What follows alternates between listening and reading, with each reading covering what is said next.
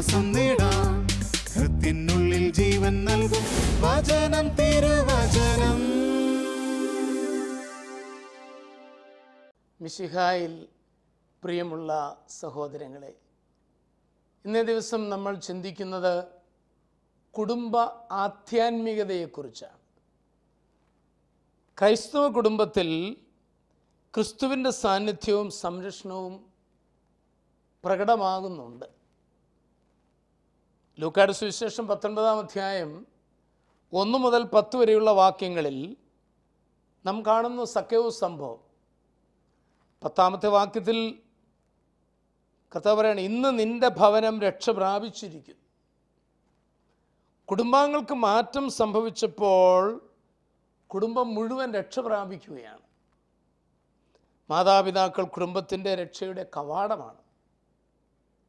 അപ്പോൾ അവരിലൂടെയാണ് രക്ഷ കുടുംബത്തിലേക്ക് പ്രവേശിക്കുന്നതെന്നാണ്. 10-ാം പിയൂസ് മാർപ്പാപ്പ, നമുക്കറിയാം, ലോകത്തെ നയിക്കുന്ന സമയം ഒട്ടേറെ തിന്മകൾ ലോകത്തിൽ സംഭവിച്ചുകൊണ്ടിരിക്കുന്ന ഒരു കാലമായിരുന്നു. കർദിനാൾ തിരുമേനി 10-ാം പിയൂസ് മാർപ്പാപ്പയോട് പറഞ്ഞു, പിതാവേ, ലോകം മുഴുവനും ധാരാളം തിന്മകൾ നടക്കുന്നു, നമുക്ക് എന്താ ചെയ്യാൻ പറ്റുന്നത്? മാർപ്പാപ്പ കർദിനാളിനോട് ചോദിച്ചു, നമുക്ക് എന്ത് ചെയ്യാം? കർദിനാൾ പറഞ്ഞു, അങ്ങൊരു ചാക്രിക ലേഖനം എഴുതി എല്ലാ പള്ളികളിലും അത് വായിക്കാനായിട്ട് പറയണം. മാർപ്പാപ്പ പറഞ്ഞു, ശരി, ഞാൻ എഴുതാം. അങ്ങനെ എഴുതിയാൽ എല്ലാ പ്രശ്നങ്ങളും തീരുമോ? കർദിനാൾ പറഞ്ഞു, അല്ല, ഇപ്പം നമുക്ക് പെന്നെ എടുക്കാൻ പറ്റും, ചെയ്യാവുന്ന അങ്ങനെ ചെയ്യുക, അത്രേ ഉള്ളൂ എന്ന് പറഞ്ഞു. അപ്പോൾ മാർപ്പാപ്പ പറഞ്ഞത് നമുക്കറിയാം. ഞാൻ പുതിയൊരു മാർഗം പറഞ്ഞു തരാം. എന്താണ് പുതിയ മാർഗം? എന്തെങ്കിലും പുതിയ മാർഗങ്ങളും എല്ലാം പരിശുദ്ധാത്മാവ് തോന്നിപ്പിച്ചോ എന്ന മട്ടിൽ കർദിനാൾ ചോദിച്ചു. അപ്പോൾ പറഞ്ഞു, ആദ്യം ഞാൻ അങ്ങ് നന്നാകാം.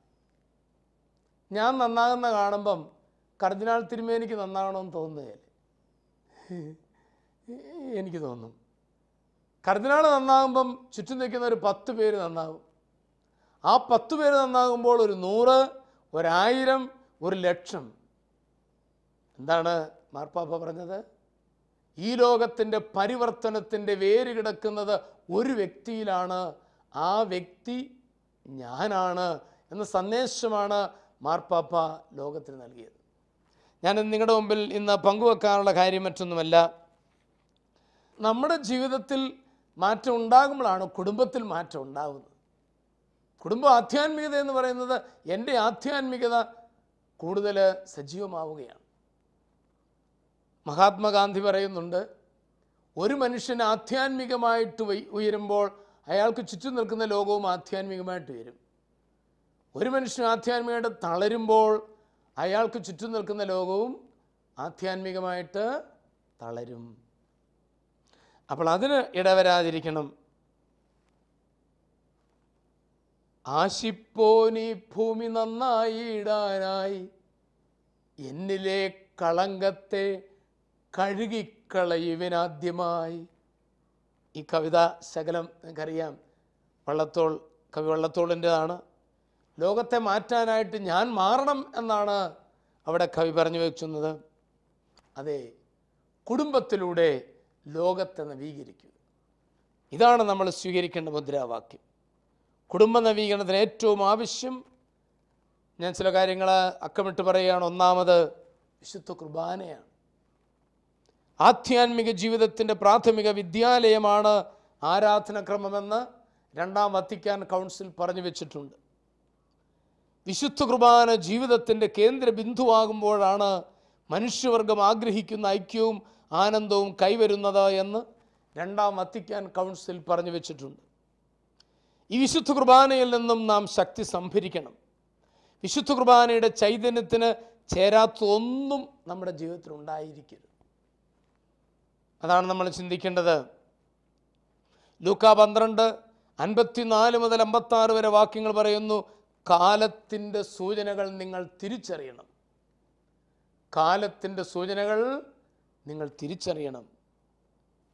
1950 ജമ്മു കാശ്മീർ മുഖ്യമന്ത്രി മുഹമ്മദ് അബ്ദുള്ള കാശ്മീർ യൂണിവേഴ്സിറ്റി രജിസ്ട്രാറോട് ചോദിച്ചു, തൻ്റെ മകൻ്റെ റിസൾട്ട് പ്രഖ്യാപനത്തിന് അല്പം മുമ്പ് തന്നെ അറിയിക്കാമോ എന്ന്. ഒരു സംസ്ഥാനത്തിൻ്റെ മുഖ്യമന്ത്രി രജിസ്ട്രാറോട് ചോദിച്ചതാണ്. എന്നാൽ 1985 കാശ്മീർ യൂണിവേഴ്സിറ്റിയിലെ ചോദ്യപേപ്പർ 5000 രൂപ വിലയ്ക്ക് മാർക്കറ്റിൽ കിട്ടുമായിരുന്നു എന്ന് പറയും. ഞാൻ കൊണ്ടുവരുന്ന ആശയം മനസ്സിലാവുന്നുണ്ടല്ലോ. കാലം പോയ പോക്ക്, കാലത്തിൻ്റെ സൂചനകൾ നമ്മൾ തിരിച്ചറിയണം. അതറിഞ്ഞുകൊണ്ട് കുടുംബത്തെ ആ ബന്ധനങ്ങളിൽ നിന്ന് രക്ഷിച്ചെടുക്കണം. 1980 ഒരു സിനഡ് നടന്നു. ആ സിനഡ് ഒരു പ്രത്യേകതയുള്ള സിനഡായിരുന്നു. കാരണം അൽമായർ ആദ്യമായി പങ്കെടുത്ത സിനഡാണ്. വിഷയം കുടുംബം എന്നതായിരുന്നു.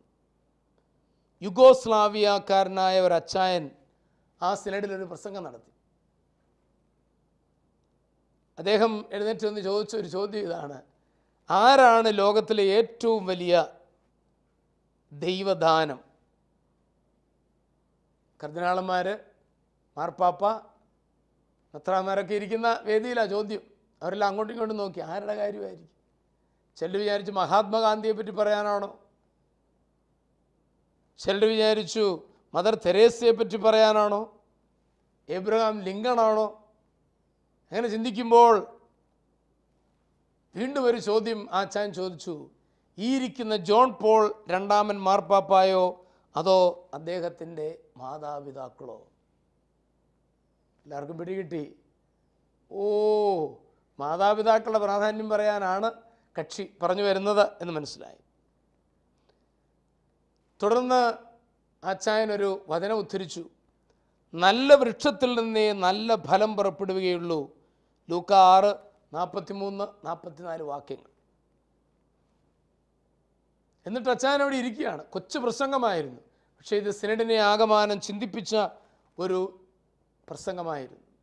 അങ്ങനെ സിനഡ് അവസാനം ഒരു നിർവചനം, പുതിയ നിർവചനവുമായി കടന്നു വരുന്നു. സഭയ്ക്കൊരു പുതിയ നിർവചനം കൊണ്ടുവന്നു. അതെന്താണ് നമുക്കറിയാം. സഭ കുടുംബങ്ങളുടെ കൂട്ടായ്മയാണ്.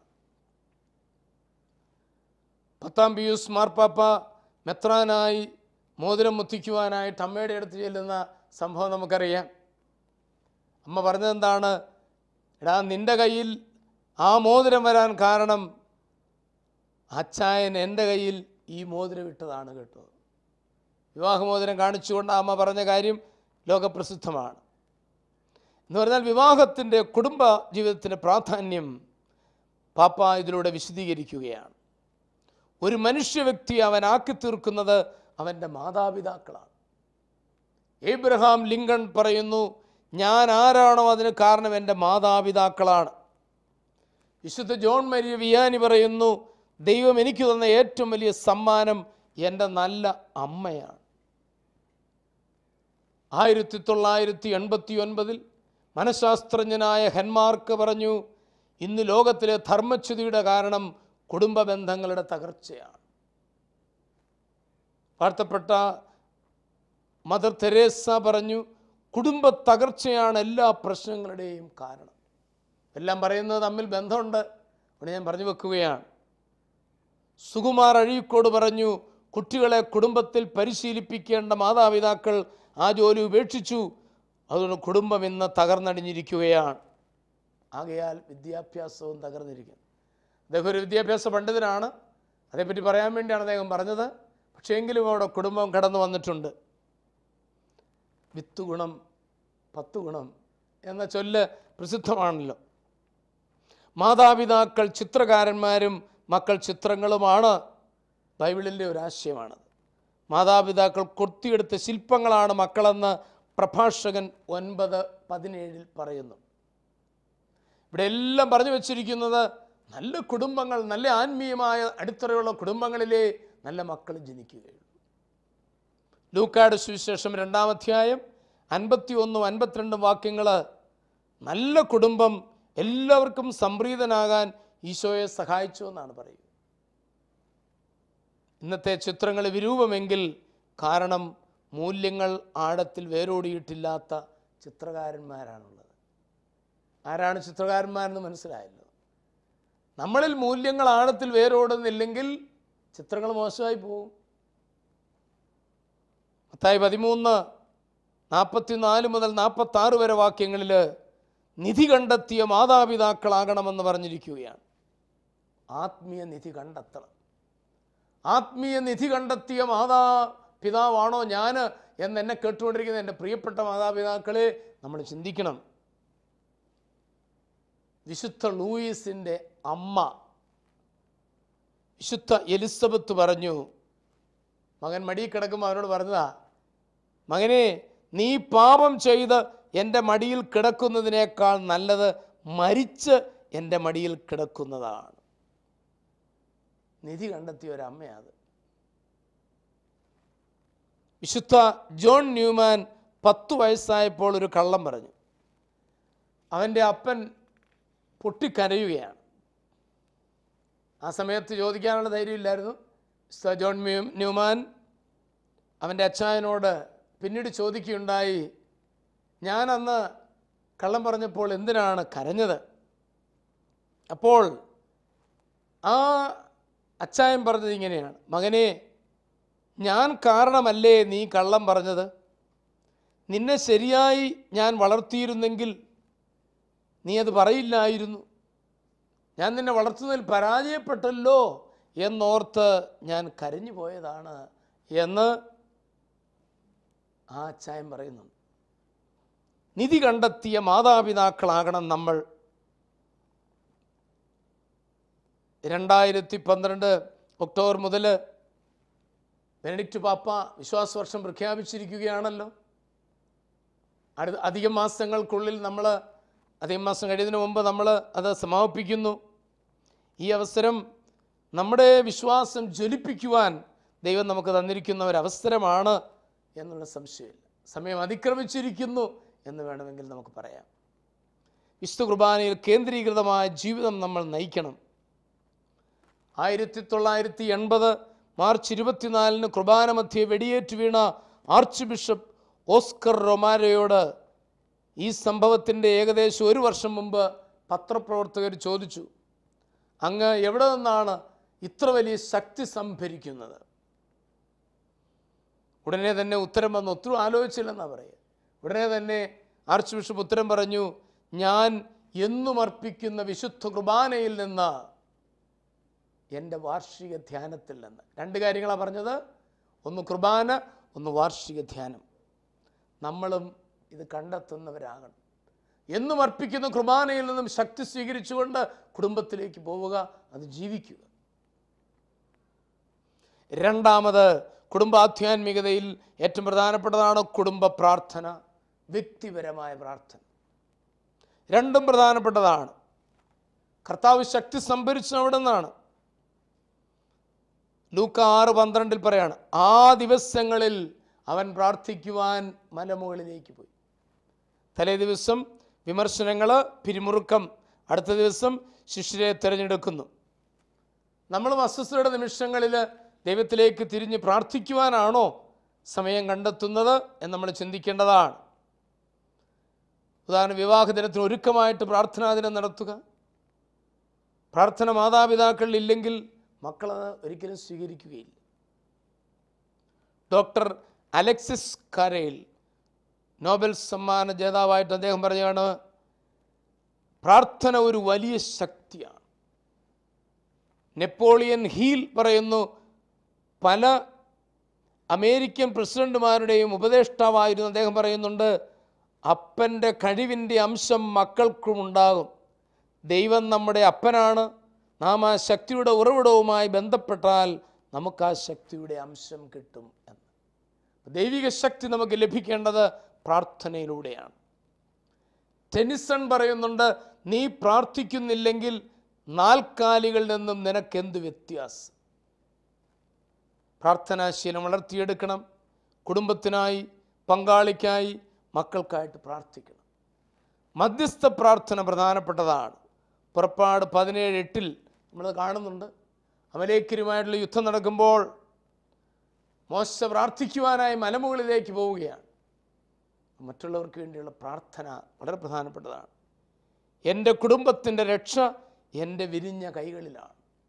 അപ്പനും അമ്മയും ഓർക്കണം, ഞാൻ കൈവിരിച്ചു പിടിച്ച് പ്രാർത്ഥിക്കുമ്പോൾ എൻ്റെ കുടുംബം രക്ഷ പ്രാപിക്കുകയാണ്. അതോർത്തിരിക്കണം.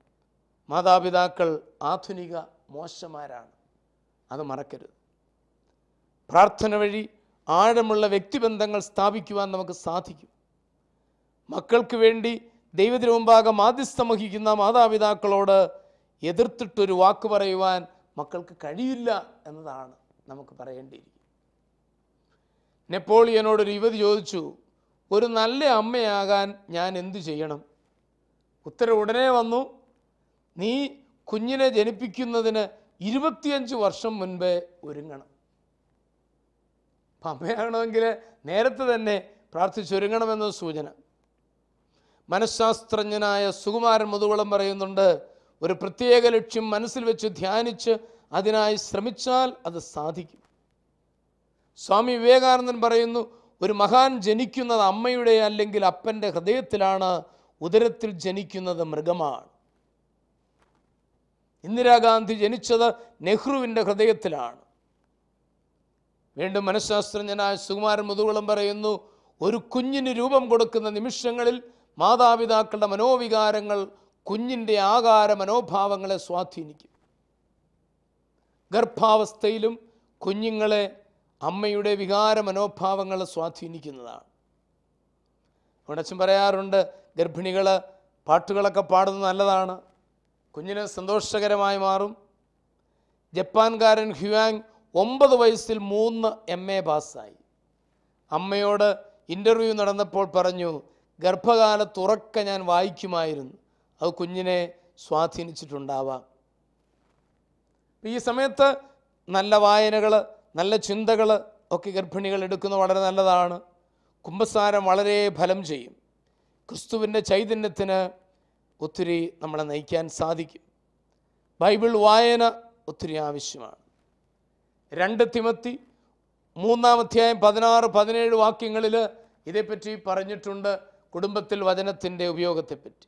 അത് വിശദീകരിക്കുന്നില്ല. സ്വാമി വിവേകാനന്ദൻ പറയുന്നു, എൻ്റെ അപ്പനും അമ്മയും വർഷങ്ങളായി പ്രാർത്ഥിച്ച് ഉപവസിച്ച് ഞാൻ ജനിച്ചു. ഞാൻ ജനിച്ചതെൻ്റെ അമ്മയുടെ പ്രാർത്ഥനയുടെ നിമിഷങ്ങളിലാണ്. ഇതൊക്കെ നമുക്ക് പറഞ്ഞു തരുന്നത് മറിച്ചൊന്നല്ല, എന്തുമാത്രം പ്രാർത്ഥിച്ചൊരുങ്ങി വേണം നമ്മൾ കുഞ്ഞുങ്ങൾക്ക് ജന്മം കൊടുക്കുവാൻ എന്നാണ് സൂചിപ്പിക്കുക. ജീവിത പങ്കാളിക്കായിട്ട് പ്രാർത്ഥിക്കണം, തനാരിയിരിക്കുന്ന കുഞ്ഞിനായിട്ട് പ്രാർത്ഥിക്കണം, ഉപവസിക്കണം, ത്യാഗമെടുക്കണം. ഈ കാലഘട്ടത്തിനൊരു വിശുദ്ധയെ നൽകാൻ നീ തയ്യാറാണോ? എനിക്ക് ഓരോ യുവാക്കളോടും ചോദിക്കാനുള്ളതാണ്, ഈ കാലഘട്ടത്തിന് ഒരു വിശുദ്ധയെ നൽകാൻ തയ്യാറാണോ?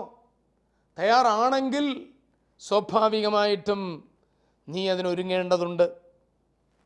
ടാഗോർ പറയുന്നുണ്ട്, നാം കൂടലങ്കരിക്കുന്ന തിരക്കിലാണ് കൂട്ടിലെ കിളി മരിച്ചുപോയി. കൂടലങ്കരിക്കുക എന്ന് പറഞ്ഞാൽ നമ്മുടെ കൂടിച്ചവൻ്റെ ശരീരമാണ്, അതിന് നമ്മളെല്ലാ തരത്തിലും അലങ്കരിക്കുന്നുണ്ട്. പക്ഷേ കിളി ആത്മാവ് മരിച്ചുപോയി എങ്കിൽ യാതൊരു കാര്യവുമില്ല. ശരിക്കും ജീവിച്ചാൽ മക്കളുടെ ആരാധനാപാത്രമാകും മാതാപിതാക്കൾ. മദ്യം, മയക്കുമരുന്ന്, പുകവലി തുടങ്ങിയവ കുടുംബങ്ങളുടെ സുസ്ഥിതിയെ തകർക്കുന്നതാണ്. അതുകൊണ്ട് പ്രിയപ്പെട്ട സഹോദരങ്ങളെ, മക്കൾക്ക് കൊടുക്കേണ്ട ഏറ്റവും വലിയ സമ്മാനം നല്ല മാതൃകയാണ്. പ്രഭാഷകൻ 30:2 പറയുന്നു, മകനെ ശിക്ഷണത്തിൽ വളർത്തിയാൽ നന്മയുണ്ടാകും. പുണ്യചരിതയും ദരിദ്രയുമായ മമ്മ മാർഗരറ്റിൻ്റെ ജീവിത മാതൃകയാണ് വിശുദ്ധ ഡോൺ ബോസ്കോയ്ക്ക് വൈദികനായി പാവപ്പെട്ട കുട്ടികൾക്കായി ജീവിതം അർപ്പിക്കുവാൻ പ്രേരണ നൽകിയത്. ലൂയി മാർട്ടിൻ്റെയും സെലിഗ്വറിൻ്റെയും പാവനമായ ജീവിതം വിശുദ്ധ കൊച്ചു ത്രേസ്യായ്ക്ക് വിശുദ്ധ പദവി നേടാൻ അനുഗ്രഹം നൽകി. മക്കളുടെ ദൈവവിളി കണ്ടെത്താൻ മാതാപിതാക്കൾ അവരെ സഹായിക്കണം. കുടുംബം സ്വർഗീയ പറുദീസയുടെ ഒരു ചെറിയ പതിപ്പാകാനായിട്ട് അച്ഛനൊരു 10 കൽപ്പനകൾ തരികയാണ്. പെട്ടെന്ന് തരാം. 1, കുടുംബമാകുന്ന ദേവാലയത്തിൽ പരിശുദ്ധി കാത്തു സൂക്ഷിക്കുവാൻ പ്രത്യേകം ശ്രദ്ധിക്കണം. ദൈവത്തിന് കുടുംബത്തിൽ സമുന്നതമായ സ്ഥാനം ഉണ്ടായിരിക്കണം. 2, കുടുംബ പ്രാർത്ഥന എന്നും ഉണ്ടായിരിക്കണം. കുടുംബാംഗങ്ങൾ എന്നും പങ്കുചേരണം, എന്നും ബൈബിൾ വായിക്കണം. 3, ആവശ്യത്തിലധികം വിനോദങ്ങൾക്ക് അവസരം നൽകരുത്. എന്നാൽ TV, സിനിമ എന്നിവ കാണാനും മറ്റു കലാപരിപാടിയിൽ പങ്കെടുക്കാനും ന്യായമായ അവസരങ്ങൾ നൽകണം. ഒത്തിരി പ്യൂരിറ്റേറിയനാകരുത്, TV എടുത്ത് കളയരുത്, അത്യാവശ്യമായിട്ട് കൊടുക്കുക. 4, ലഹരി പദാർത്ഥങ്ങൾ ഒരിക്കലും ഉപയോഗിക്കരുത്. വിരുന്നിനും സൽക്കാരത്തിനും പോലും വിളമ്പരുത്. 5, ക്രൈസ്തവ തത്വങ്ങൾ പഠിച്ച് മനസ്സിലാക്കാൻ ആവശ്യമായ പുസ്തകങ്ങളും ആനുകാലിക പ്രസിദ്ധീകരണം കുടുംബത്തിൽ വേണം. അതൊക്കെ നമ്മൾ മേടിച്ചു വെക്കണം. 6, മക്കളെ ആത്മാർത്ഥമായി സ്നേഹിക്കുകയും അവർക്ക് ഉചിതമായ ഭക്ഷണം, വസ്ത്രം, ചികിത്സ, വിദ്യാഭ്യാസം, വിനോദങ്ങൾക്കുള്ള സൗകര്യങ്ങൾ നൽകണം. 7, മാതാപിതാക്കൾ മക്കളുടെ കൂടെ പരമാവധി സമയം ചെലവഴിക്കണം. എല്ലാവരും ഒന്നിച്ച് ഭക്ഷണം കഴിക്കണം. വ്യക്തിഗതമായ സ്നേഹത്തിൽ നിലനിൽക്കുവാൻ അത് സഹായിക്കും.